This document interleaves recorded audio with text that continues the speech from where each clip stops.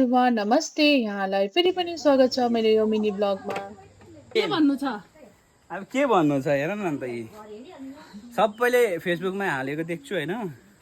हाम्रो चाहिँ भाग्यमा छैन होला भनेर सोचिरहेको थिएँ, कहिले खाउँ मैले सोचिरहेको थिएँ। अचम्म भाग्यमानीको भुते कमरा भने जस्तै ठक ठक्कै दुईवटा ठुल्ठुलो मजाको कालुङ्गे छेउ कालुङ्गे भन्छ होइन यसलाई कालुङ्गे है, कालुङ्गे छेउ है साथी हो। योहरू चाहिँ एकदम मजाले खाइने हो। अब घरकै छेउमा पाएको है खासमा चाहिँ यो चाहिँ मैले चाहिँ पाएको होइन, पाउनु चाहिँ नानाले पाएको, तर पनि अब खानु चाहिँ पाइयो होइन।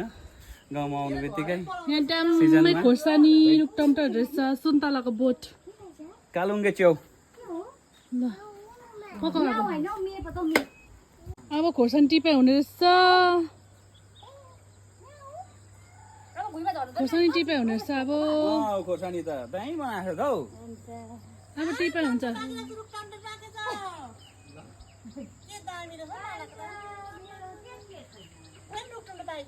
काटी गर्नु भने मलाई ए साथी हो। मसरुम त दुईवटा मसरुम त यहाँ पो पुगेछ।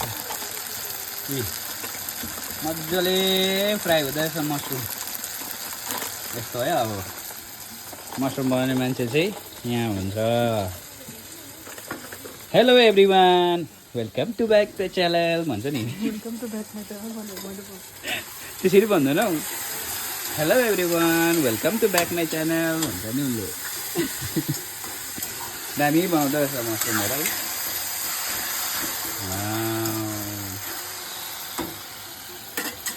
दामी। यो बनाइसकेपछि फेरि यहाँ छ, यो चाहिँ फर्सीको फुल हो, फर्सीको फुल होइन, फर्सीको फुल। यो चाहिँ भर्खर मैले रेडी गरेको छु है, लोकल चिकन, लोकल कुखुरा। नानाले एकदम कति किलो, 3 पावा 1 किलोसम्मको रहेछ कुखुरा पनि, एकदम दामी हुन्छ।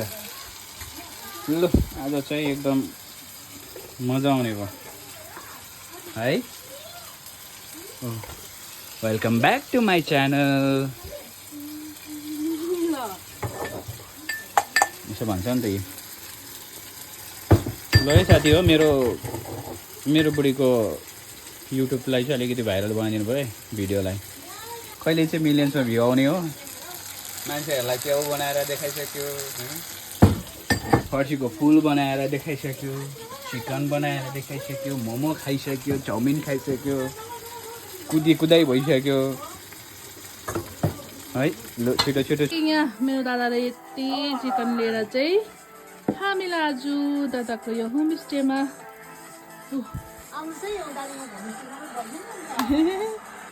सबैजना आउनु होला है। त्यस्तो बारबिक्यू खानु पाउँछ भन्दै म चाहिँ यहाँ छु। कस्तो दामी होमस्टे छ। अलिक